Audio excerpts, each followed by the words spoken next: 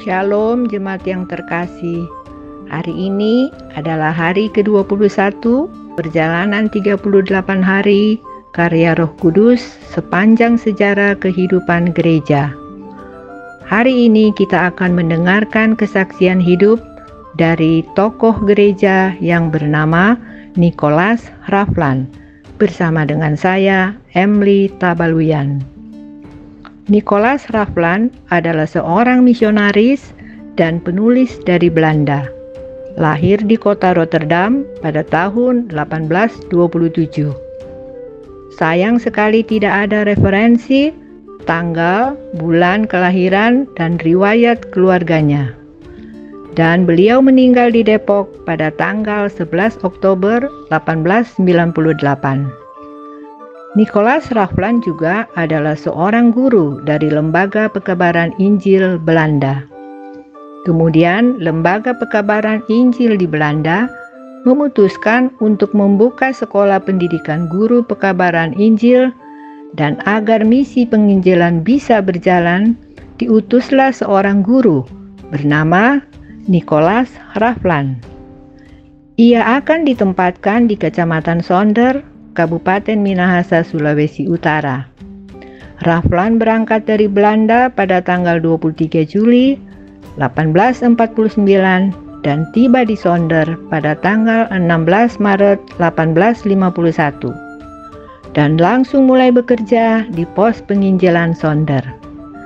Tepat pada tanggal 12 Juni 1851, Raflan membuka sekolah pendidikan guru pribumi pekabaran Injil.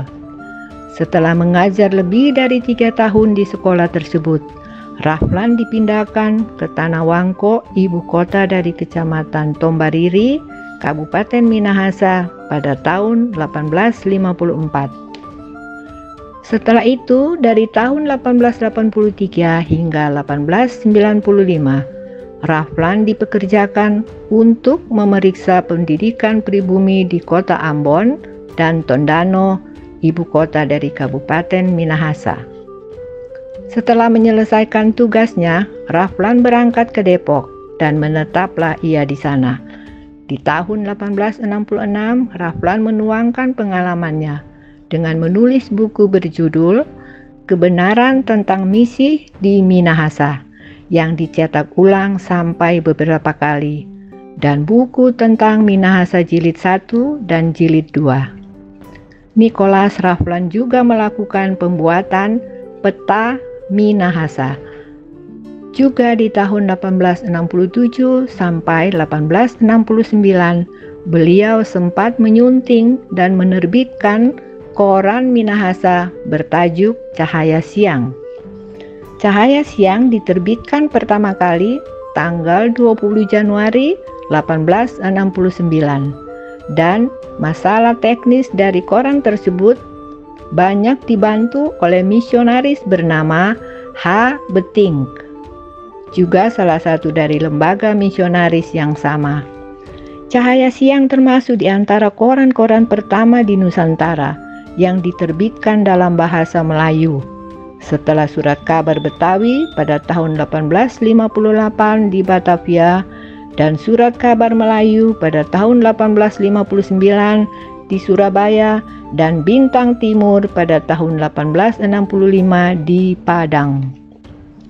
Cahaya Siang yang didirikan oleh Nicholas Raflan bertujuan untuk mendorong perkembangan masyarakat adat Minahasa dalam bidang religius, sosial, intelektual, dan moral melalui membaca dan menempuh pendidikan.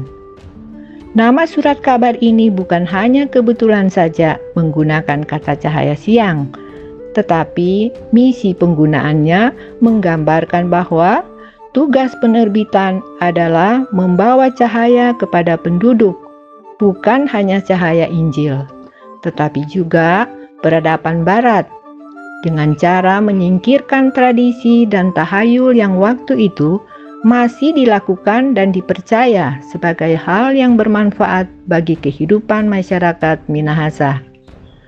Raflan bersama dengan pendeta Seroge di Manado mendukung rencana pembukaan ladang misi baru di Gorontalo dan Poso, sesuai dengan keinginan asisten residen Gorontalo bernama Baron van Hövell.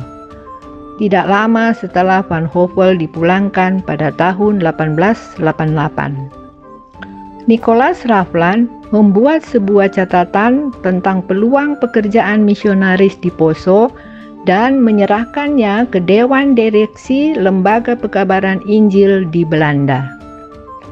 Raflan juga merupakan sosok yang berperan dalam meyakinkan Lembaga Alkitab Belanda untuk mengirim seseorang ke Poso dalam rangka melakukan penelitian linguistik sebagai karya pendahuluan yang sangat diperlukan untuk Injil.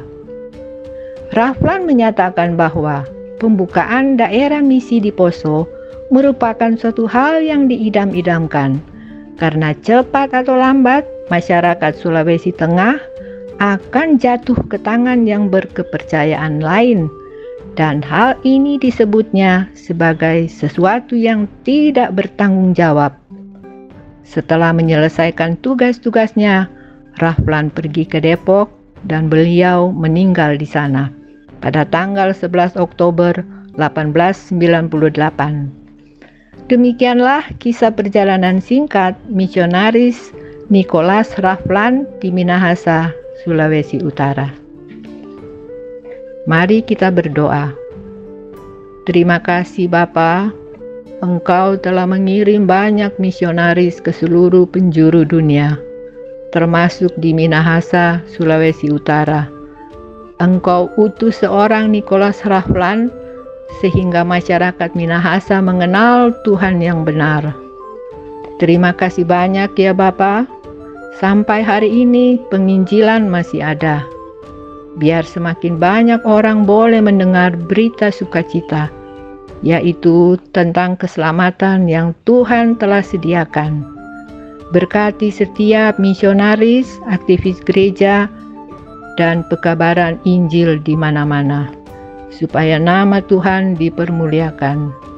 Terima kasih Bapa, dalam nama Tuhan Yesus, kami sudah berdoa dan mengucapkan syukur. Amin.